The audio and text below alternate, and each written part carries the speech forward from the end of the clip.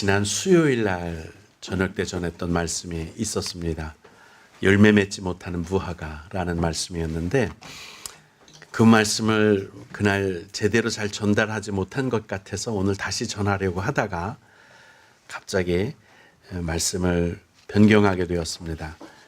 제가 소원하는 것이 하나 있기 때문입니다. 바로 박재명 장로님이 다시 건강하게 하나님께서 우리에게로 돌려보내 주시기를, 그래서 지금 우리가 당하고 있는, 그리고 우리 박재명 장로님이 당하고 있는, 또 여러분과 제가 당하고 있는 모든 환난과 모든 고난을 면제시켜 주셨으면, 면하게 하셨으면, 이 또한 지나가리라, 그렇게 하나님이 해주셨으면 해서 말씀을 환난을 면하게 하시는 하나님이라고 다시 말씀을 정하고 듣게 되었습니다. 그래서 시편 121편 7절과 8절의 말씀을 붙들고 하나님께 소원을 아뢰면서 주의 말씀을 선포하고자 합니다. 시편 121편 7절부터 8절까지 보시겠습니다. 우리 다 같이 한 목소리로 합독하시겠습니다. 시작. 여호와께서 너를 지켜 모든 환난을 면하게 하시며 또 너의 영혼을 지키시리로다. 여호와께서 너의 출입을 지금부터 영원까지 지키시리로다. 아멘. 환난을, 너를 지켜서 모든 환난을 면하게 하시며 영혼을 지키신다. 또 영원까지 지켜주시겠다는 이 약속을 오늘 여러분과 제가 우리에게, 나에게 특별히 주시는 약속으로 받으시기를 주님의 이름으로 축복합니다.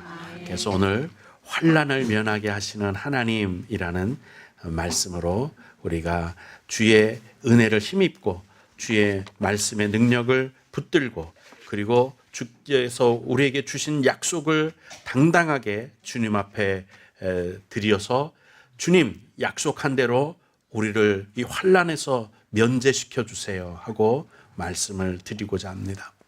주님께서 우리에게 이렇게 환난을 면하게 하시겠다고 하신 이유는 하나님이 우리를 사랑하시는 분이기 때문입니다. 우리 대신 환난을 다 당하셨죠? 십자가가 그 증거입니다. 예수님께서 이미 우리가 겪어야 할 모든 고통과 슬픔과 모든 두려움까지도, 모든 절망까지도 다 십자가를 통해서 3년 6개월 동안의 공생애를 통해서 다 겪으셨어요. 그래서 히브리서에 보면 우리의 모든 것을 체휼하신, 즉 다 경험해 보신 주님이라고 말씀하시면서 그러므로 우리를 도우실 수 있다, 그렇게 말씀을 하시거든요. 우리가 이미 당할 모든 일들은 주님께서 모멸도 멸시도 당해보셨고 두려움과 공포도 당해보셨고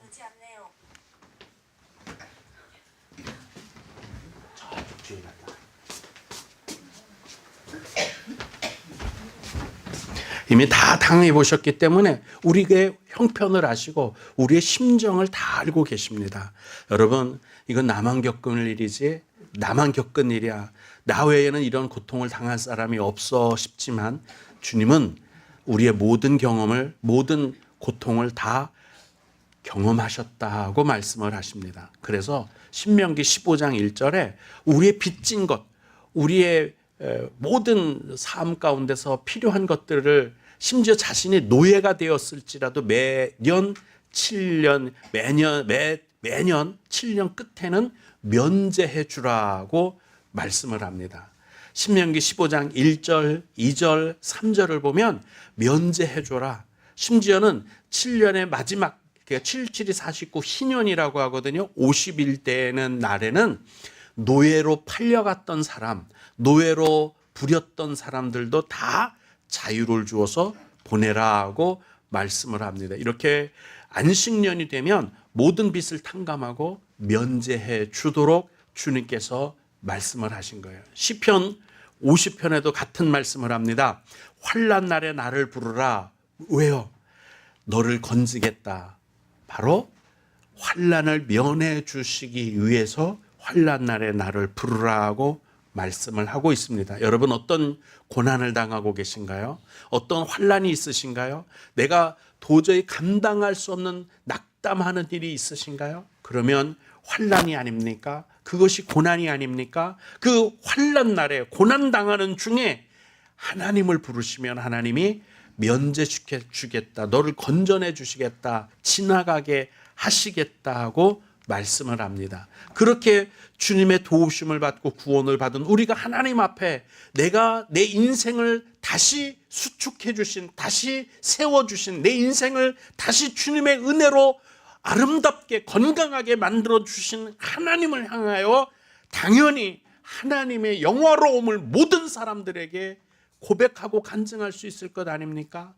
오늘 본문에도 보면은 내가 너를 지켜서 모든 환난을 면하게 하시겠다고 말씀을 하고 있습니다. 이 약속이 지금 여러분이 마음에 담고 있는 그 무거운 맷돌짝 같은 고통과 고난과 환난 가운데 임해서 그 가정의 문제가 해결되고 자녀의 문제가 해결되고 내 육신의 문제가 해결되고 인간관계의 문제가 해결되고 내 삶에 어그러지고 엉클어지고 복잡해진 모든 삶이 제대로 다 건져지고 면제되고 해결되고 건강하게 되고 회복되기를 주님의 이름으로 축복합니다. 아멘. 특별히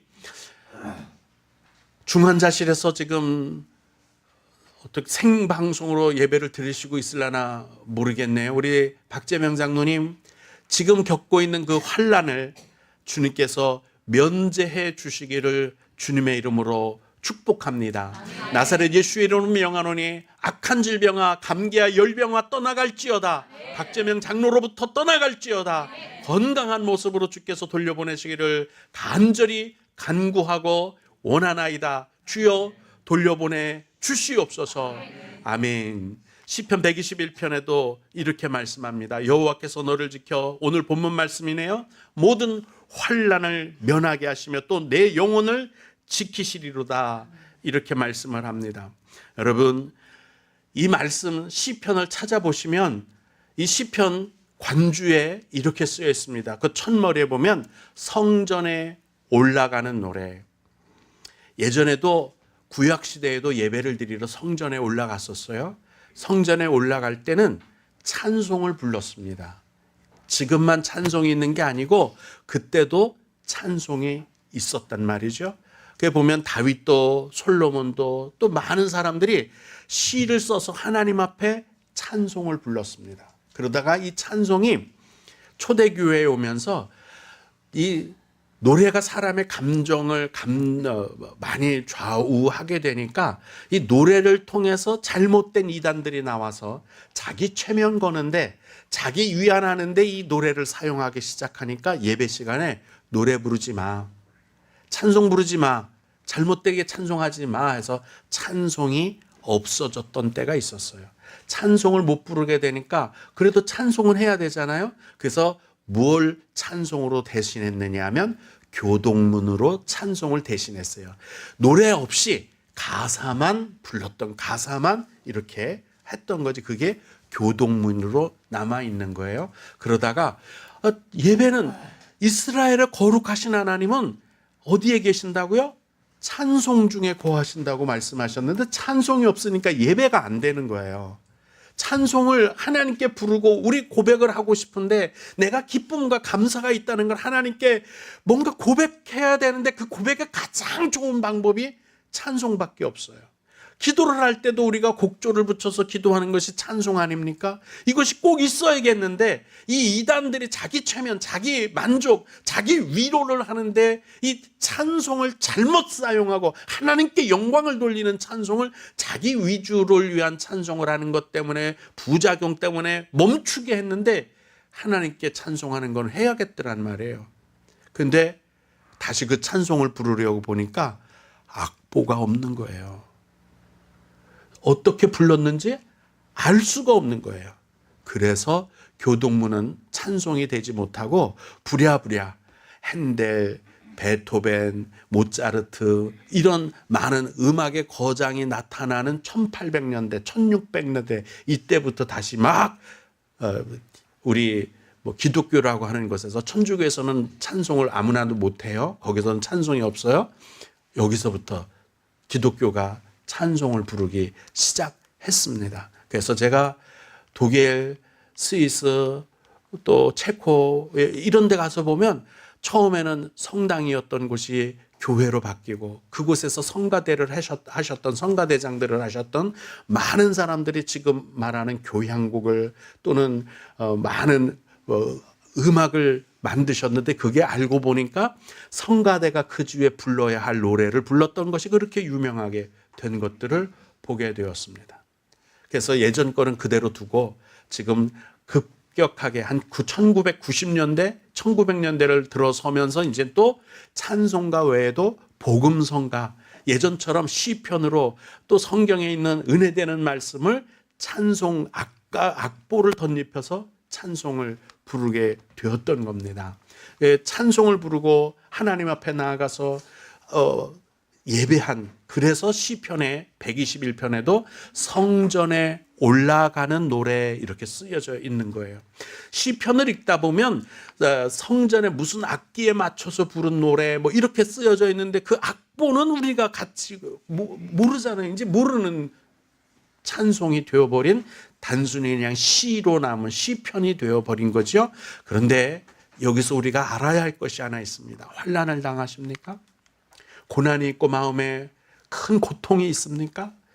찬송을 해야 할 줄로 믿습니다. 그럴수록 성전에 올라가 하나님이 주신 은혜와 복을 더 추억하고 기억하면서 하나님이 나를 붙들어 주시고 내 아버지가 되시고 나의 보호자가 되시고 나의 인도자가 되심을 고백하는 찬송, 하나님께 영광을 돌리고 영화롭게 하기 위하여 내 삶을 고치시고 내 인생을 다시 수축하게 하시는, 다시 세워나가게 하시는 주님을 소망하고 바라보며 찬송하는 것, 눈물로 찬송하고 하나님의 이름을 붙드는 것, 그것이 찬송입니다. 내 마음에 하나님의 은혜가 임하기를, 이스라엘의 거룩하신 하나님은 찬송 중에 거하신다고 하셨으니 내가 입술을 열어 하나님의 이름을 찬송할 때 내 삶을 어루만져 주시고 붙들어 주옵소서.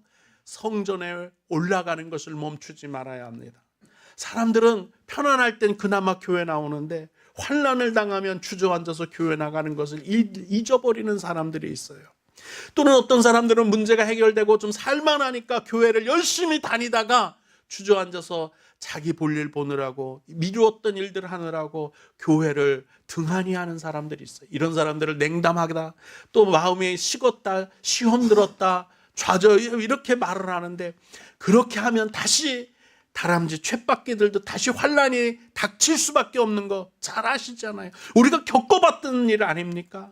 더 가까이 주님을 앞에 나가고 찬송하며 주님의 은혜를 사모하고 더 성전에 올라가는 노래로 내 삶을 채워야 할 줄로 믿습니다. 이 찬송을 부르며 이 성전에 올라가는 이 찬송, 환난을 면하게 해주세요. 이 찬송을 부르는 이 사람의 심정 여러분도 이해되실 거라 믿어집니다. 한두 번이죠. 박재명 장로님이 전설이랍니다. 병원에서도 같은 환우들 가운데서도 박 장로는 전설이라고 그런답니다. 3번을 죽었다가 다시 사셨잖아요. 5분 동안, 3분 동안 숨도 맥도 멈추었다가 다시 산. 그래서 그리고 20대 중반부터 군대 갔다 와서 지금까지 투석하는데 이렇게 오랫동안 투석하는 사람들이 그렇게 흔하지가 않다는 거예요. 오염되고 전염되고 그러면 그것도 힘들답니다. 그런데 죽었다가도 다시 살게 하신 하나님, 그 전설이 한 번 더 되기를, 한 번 더 이루어지기를 주님의 이름으로 축복합니다. 이 심정으로 기도하다가, 이 심정으로 하나님 앞에 부르짖다가 하나님 면제해 주세요. 면하게 해 주세요.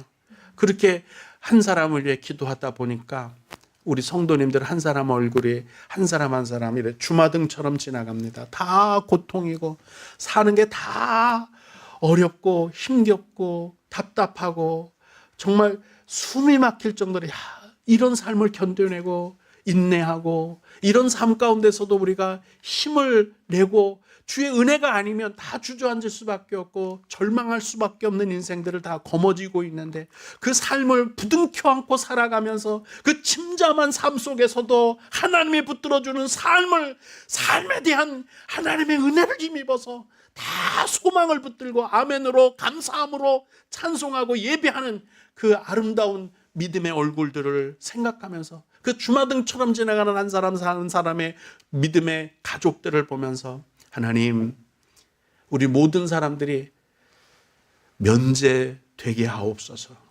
질병도 가난도 아픔도 고통도 면제시켜 주옵소서. 이 또한 지나가게 하옵소서 하고 기도하다가 오늘 말씀을 붙들게 되었습니다. 우리 하나님이 고쳐주시는 것들을 한번 생각해 봤습니다. 뭐를 고쳐주셔야 될까? 성경 여기저기에 고쳐주시는 것이 있는데 무엇을 고쳐줘야 할까? 첫 번째는 이상기후, 지구 환경, 우리 글로벌적, 세계적인 문제들을 한번 어떻게 고치셔야 할지 생각해 봤어요. 이건 한두 사람이 기도해야 할 문제가 아니라, 한두 사람이 하나님께 간구해야 될 일이 아니라 전 기독교인이 전 세계적으로 기도해야 되지 않을까 생각을 합니다. 역대하 7장 13절부터 14절에 이렇게 말씀하시는 것을 기억합니다.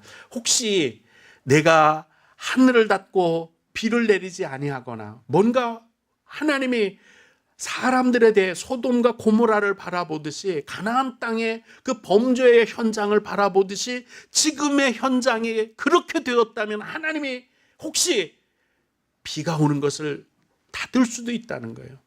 반대로 말하면 하나님께서 비가 너무 많이 내리는 것도 그냥 허용하고 외면하실 수도 있다는 뜻이에요. 환경 재앙, 하나님의 손에 달려셨음을 볼 수 있죠.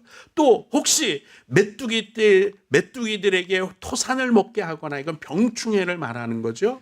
혹 전염병이 내 백성 가운데 유행하게 할 때에, 여기까지 읽으면서 무슨 생각이 드시나요? 지금 우리가 겪고 있는 이 시대가 아닌가 싶어요. 2주가 안 됐죠? 1주 조금 넘었을 거예요. 지나가나, 이제 가을이 됐으니까 이제 다 지나갔나 싶었는데, 스페인에 20개월 동안 내릴 비가 딱 8시간 만에 다 왔대요. 오송 지하차도 우리 그 끔찍했던 거 기억하죠? 그거보다 더 끔찍한 일, 거의 한 200명가량이 백화점 지하에서 목숨을 잃었습니다. 거기서만. 올해는 우리나라로는 태풍이 희한하게 딱 한 번도 안 왔어요. 엄청 많은 태풍이 생겼는데 다 일본으로 지나가고 중국으로 지나갔어요. 이 모든 것이 하나님의 손에 달려있다면 뭘 의미하는지 한번 돌아보고 묵상해 봐야 할 필요가 있을 것 같아요. 우리나라는 올해 90년 만에 오는 폭염이라고 하죠. 견디기가 힘들 정도의 폭염에 농작물조차도, 햇빛을 좋아하는 식물조차도 피해를 입을 정도로 큰 환란이 지나갔습니다. 여러분, 이렇게 혹시 하나님께서 이런 이상기후로 우리에게 경고하는 것이 있다면 우리가 기도하고 하나님 앞에 엎드려야 하지 않을까 싶습니다. 우리의 인류의 죄악을 돌아보고 우리 인류가 무슨 짓을 했는지 우리가 생각해 볼 필요가 있습니다. 이렇게 인본주의적이고 인간 중심적이고 이기적이고 이런 삶이 어떤 사회로 만들었는지, 어떤 시대를 만들었는지를 살펴보면 지금 왜 전쟁이 일어나고 있는지, 왜 온난화가 되고 있는지, 왜 지구가 무너져 가고 있는지, 왜 우리 사회가 이렇게 더 흉폭해져 가는지 다 당연히 정답을 찾을 수 있을 겁니다. 이런 때 우리가 엎드려 회개하고 하나님 앞에 얼굴을 향하여 우리의 죄를 자백하면 하나님께서 그 죄를 사하시고 그 땅을 고칠 것이다 라고 말씀을 하시는데, 우리 후영교회가 먼저 기도해야 할 줄로 믿습니다. 하나님, 세상이 이렇게 무너져 가고 있습니다. 세상이 이렇게 험악해져 가고 있습니다. 세계적으로 빚지지 않은 나라가 하나도 없어요. 그러면 구워준 나라가 있어야 되는데 구워준 나라도 없어요. 보면 우리나라도 빚이 어마어마합니다. 북한이야 뭐 그렇다 쳐도 우린 잘 사는 나라인데도 왜 이렇게 빚이 많을까요? 중국도 빚이 많아서 언제 무너질지 모른답니다. 러시아는 뭐 더 할 것도 없고요. 일본도 그 부자였던 나라가 다 빚덩어리 위에 앉았습니다. 그럼 미국이 돈 빌려줬나 보다 싶은데 미국도 빚더미 위에 앉아 있어요. 다 잘 사는 국가가 하나도 없는 거예요. 빚 없이 자기 돈만 갖고 사는, 자기 재정으로만 사는 국가가 하나도 없습니다. 가정적으로는요. 각 가정 집집마다 보면 나는 돈 쌓아놓고 살아 몇 집이나 되겠습니까? 다 빚더미에 있어요. 인생이 빚진 사람들이 돼버리고 만 거예요. 그러나 하나님께서 우리를 고치시면 이 삶 가운데서 건강하게 하시고 이 사회를, 이 시대를, 이 세계를 건강하게 고쳐 주실 줄로 믿습니다. 두 번째는 개인적인 치유와 고치심도 주님이 허락하시는 것을 말씀에서 찾았습니다. 7절에 오늘 본문 말씀입니다. 여호와께서 너희들이라고 말씀하시지 않고 오늘 본문에 너를 지켜 나 자신을 한 사람 한 사람을 지켜서 그 모든 환난을 면하게 하시겠다고 말씀을 하십니다. 저는 이제 끝났겠지 하는 게 코로나 끝나면 결핵도 끝났고 그렇으니까 끝날 줄 알았어요. 지난번에도 말씀드린 것처럼 사스가 지나간 건 그거 우연이니까 한 번은 뭐 그럴 수 있어.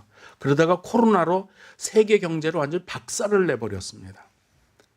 그러시더니 요즘 또 일본에서는 제2의 후천성 면역 결핍증, 에이즈 아시죠? 그거하고 똑같은 증상을 일으키는 병이 발생을 했어요. 간단하게 진드기로 옮긴다고 합니다. 처음에는 진드기로 시작했는데 그게 사람에서 사람으로 옮겨서 지금 방역 강화가 심각해지고 주식 회사도 보면 약을 만드는 회사들이 주식값이 많이 오르고 돈을 많이 벌고 있다고 그래요. 그게 우리나라로 넘어서 일본에서 그대로 좀 잠들어 버렸으면 싶은데 이런 위험들이 전염병의 위험들이 코로나 지나간 것으로 끝나는 게 아니구나. 그렇게 생각해 보니까 중세시대 1400년대인가요? 천몇 년대예요. 흑사병부터 시작해서 지금까지 보면 가장 종교적으로 암흑의 시대였던 때마다 범죄가 가장 심각하고 모든 인류가 아주 흉폭했던 때, 그런 때에 흑사병도 지나가고 전염병도 지나가는 것을 볼 수 있어요. 그 흑사병이 동양으로는 오지 않고 유럽 쪽으로 휩쓸었던 이유가 어디 있었을까요? 그때 유럽엔 천주교가 가장 타락해서 말로 형용할 수 없는 더러운 것과 추한 것들이 가득했고 심지어는 마녀 사냥으로 올바로 신앙생활을 하려고 하는 사람들, 성경을 한번 읽어본 사람들까지 다 잡아 죽여서 그 숫자가 아우슈비츠에서 죽은 사람들보다도 홀로코스트에서 죽은 것보다 훨씬 더 많다는 걸 지난 역사가 지나고 보고 나서 지금 알았어요. 흑사병이 유럽 쪽으로 도는 이유가 있고 몽골 군대가 그쪽으로 쳐들어간 이유가 있다는 것을 알게 되는 거예요. 지금 코로나가 중국에서 발생된 이유를 알게 되잖아요. 그 포크레인이 십자가 탑을 무너뜨리고 모든 선교사들을 다 추방하고 기독교를 탄압하고 한 것이 2018년도 17년도 그때입니다. 그리고 19년도에 무한에서 코로나가 발생을 한 거예요. 그게 전 세계를 아주 박살내 버렸습니다. 여기는 혹 하나님이 비를 내리지 아니하시거나 아, 하나님이 그렇게 하시는 거구나. 그 배후에 하나님이 계셔서 징계하고 계시는구나. 하나님은 심지어 징계하실 뿐만 아니라 버리시기도 하시는 하나님이시라는 거 성경에 말씀하고 있어요. 택하신 자라도 하나님의 은혜대로, 하나님의 말씀대로, 하나님께서 우리에게 지시하신 바 그 은혜대로 살아가야, 하나님의 말씀대로 살아가야 하는데, 그것을 버리고 자기 탐욕과 자기 추악한 것을 기뻐하며 세상 사람들과 똑같이 악한 영들을 쫓아 살아간다면 우리도 결국은 환난을 당할 수밖에 없습니다. 그런데 하나님 앞에 엎드리면, 성전에 올라가는 노래로 찬송으로 하나님 앞에 나아가면, 우리가 회개하고 엎드리면 하나님께서 그 환난도 면하게 하시는 줄로 믿습니다. 잠언서에 이렇게 말씀하시네요. 그의 오른손에는 장수가 있다고 말씀합니다. 그 왼손에는 부귀가 있다. 장수, 부귀가 모두 다 하나님께 있는데 그걸 누구를 위해서 가지고 계실까요? 하나님은 장수가 필요하신 분이 아닙니다. 영생하시는 분이기 때문입니다. 이미 영생이라는 걸 가졌는데 영생보다도 못한 장수는 아무것도 아니지 않습니까? 그러면 부귀가 주님께 필요해서 그걸 갖고 계시겠어요? 주님은 우주 만물 200조개가 넘는 이 은하계도 하나님께 하나님의 소유 아닙니까? 하나님이 만드신 겁니다. 그러면 부귀가 하나님에게 무슨 소용이 있어요? 우리가 캐내지 못한, 광산에서 추출해내지 못한 다이아몬드, 금, 은, 구리 모든 것들이 다 주님의 것이에요. 그거 우리 아직 다 캐내지도 못했단 말이죠. 그거 다 주님의 것이에요. 그러면 그 부귀가 하나님을 위해서 있는 걸까요? 하나님이 장수와 부귀를 갖고 계시다고 하는데 그건 당신을 위해서 가지고 계시는 게 아니라 지금 하나님의 자녀들이, 하나님의 백성들이 이 땅에서 7, 80년, 100년, 200년, 120년의 삶을 사는 과정에 필요한 것들이기 때문에, 필수품이기 때문에 그걸 공급하고 제공하시기 위해서 가지고 계신 것인 줄로 믿습니다. 이건 우리가 받아야 되는 거예요. 이거 주님 가지고 계신 거, 우리를 위해서 가지고 계신 것이 뻔한데 그것을 우리가 받지 못한다면 얼마나 우리가 미련한 겁니까? 기도합시다. 하나님 장수의 복을 주세요.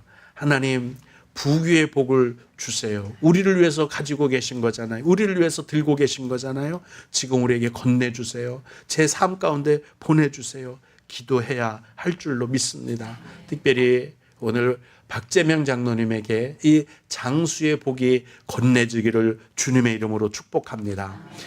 마지막으로 재물로 인한 공경도 곤란함도 해결해 주시는 것을 말씀하시는데, 무엇을 먹을까, 무엇을 마실까, 무엇을 이런 것들 하지 말래. 그건 이방인들도 다 이방인들이 구하는 거라는 거예요. 그러면서 하는 말씀이 너희 하늘 아버지께서는 이 모든 것이 우리한테 있어야 할 줄 안다는 것이에요. 부귀와 장수가 우리에게 있어야 할 걸 하나님이 다 알고 계시다는 거예요. 그래서 이렇게 말씀하시, 그러므로 알고 있지 않느냐, 그래서 들고 계신 거 아니냐, 그래서 먼저 그의 나라와 그의 의를 구하라. 그리하면 이 모든 것이 너에게 더하리라. 쉽게 설명해 드리겠습니다. 그의 나라와 그의 의를 조금 더 쉽게 설명하면, 그의 나라는 아시다시피 하나님의 나라입니다. 여러분, 하나님의 나라에서 살고 계십니까? 생지옥 같은 이 현실에서 살고 계십니까? 현실이지만 여기서 하나님의 나라를 누리면서 살 수 있기를 주님의 이름으로 축복합니다. 쉽게 예를 들면 이거예요. 제가 북한에 가서 북한 사람, 그 고통당하고 가난한 사람들에게 묻기를, 내가 너한테 뭐 해주면 좋겠니? 내가 너한테 뭐 해주면 좋겠니? 먹을 거 마실 거를 찾는 사람 침대 해주세요. 자동차 사주세요. 집 한 채 번듯한 거 해주세요. 이렇게 구하라는 게 아니에요. 어떻게? 저 대한민국에 가서 살게 해주세요. 그러면 다 되는 거 아니에요? 거기 가서 집도 사고 모두 다 할 수, 여기서 내 마음대로 다 하고 여행도 내 마음대로 다니는 거 아니에요? 근데 사람들이 미련하게 무엇을 먹을까, 무엇을 마실까, 그걸 구한다는 거예요. 근데 그러지 말고 차라리 그냥 대한민국을 구해. 거기 먹을 거 입을 거, 아니 그 외에도 온갖 즐거움과 기쁨과 모든 풍성함이 다 있잖아. 대한민국을 구해. 이게 북한 사람들에게 말하는 거예요. 그럼 이 땅에서 환난과 고난을 당하고 이 땅에서 고통을 당하고 있는 이 삶 가운데서 그 무거운 인생의 짐을 지고 가는 사람에게 뭐 해줄까? 그러면 먹을 거 주세요. 짐을 좀 가볍게 해주세요. 그럴 게 아니라 하나님의 나라를 주세요. 그러면 다 해결되는 거잖아요. 하나님의 나라를 구하시기를 주님의 이름으로 축복합니다. 그리고 그의 의를 구하라 이렇게 말씀하는데, 하나님의 의는 윤리도덕을 말하는 게 아니에요. 복음을 말하는 거예요. 하나님의 의가 우리에게 어떻게 드러났다고 말씀하시죠? 복음으로 드러났다는 거예요. 그럼 우리가 사는 것이 복음의 삶, 복음적인 삶, 예수 그리스도를 본받는 삶, 예수 그리스도의 향기가 나는 삶, 그것을 주님께서 요구하고 계시는 겁니다. 디도서 2장 13절, 그가 우리를 대하여 대신하여 자신을 주심은, 복음은 십자가에 죽어주신 이유가 모든 불법에서 우리를 속량하시고, 여기서 말하는 불법은 사망의 법이에요. 사망의 법, 죄의 법이에요. 그걸 불법이라고 하는 거예요. 헌법을 말하는 게 아니에요. 형법을, 민법을 말하는 게 아니에요. 각 국가에 있는 법을 말하는 게 아니라 사망의 법, 죄의 법, 로마서에서 말씀하는 거잖아요. 이걸 부셔버리는 법이 있는데 성령의 생명의 법으로 부셔버린다는 거예요. 이 부서진 생명의 법으로 살아가야 하는 것, 그것이 복음의 삶입니다. 불법에서 우리를 속량하시고 사망에서 건지고 죄 가운데서 건져주시고 우리를 깨끗하게 하셨다는 거예요. 이게 칭의, 하나님이 우리를 깨끗하게 하셨다는 거예요. 그래서 선한 일을 열심히 하는 자기 백성이 되게 하려 하심이라. 복음으로, 예수 중심으로, 예수면 충분한 삶을 사시기를 주님의 이름으로 축복합니다. 이것이 우리가 성전으로 올라가며 찬송하고 어려울 때나 기쁠 때나 환난이 닥쳤을 때나 고통할 때마다 성전에 올라가되 예배드리러 오되 교회 오기를 더 즐거워하고 기뻐하되 노래와 찬송으로 삶 중간중간을, 삶의 전체를 채우시기를 주님의 이름으로 축복합니다. 그리고 하나님의 나라에서 사십시오. 심령천국을 가벼이 여기지 마세요. 가정천국을 우습게 여기지 마세요. 우리 심령을, 우리 가정을 하나님의 나라로 구하시기를 주님의 이름으로 축복합니다. 그러면 내 삶을 책임지시는 하나님의 능력이 내 가정에서, 내 삶 가운데서 기적으로 드러나니까 무엇을 먹을까? 무엇을 마실까? 그거는 너무 어이없는 거예요. 더 큰 것이 있는데, 더 고차원적이 있는데, 그러므로 내 의를 추구하는 것이 아닌 복음으로 말미암는 하나님의 의의 기준으로 삶으로 이번 주간도 복되기를 주님의 이름으로 축복합니다. 기도하시겠습니다. 은혜의 하나님, 연약합니다. 부족합니다. 우리는 감기에도 무너질 수 있고 작은 전염병에도 하나님 쓰러질 수밖에 없습니다. 아니, 처음부터 이미 불법에 장악이 돼서 사망의 법이, 죄의 법이 우리를 주장하려고 합니다. 그러나 생명의 법, 성령의 법이 우리를 여기까지 인도하셨고, 하나님, 내 마음속에는, 내 중심에는 하나님의 심령 천국이, 가정 천국이 이루어져 하나님 기쁨과 즐거움과 행복이 주로 말미암아 공급되고 생명이 공급됨으로 우리가 기쁨으로 사나이다. 이제 하나님 아버지, 주로 말미암아 모든 환난을 면하게 하시고 주께서 붙잡아 주심으로 고통에서 기쁨을 얻으며 주의 나라의 소망이 가득함으로 날마다 감사한 삶이 되게 하옵소서. 예수님 이름으로 간절히 기도드리옵나이다. 아멘.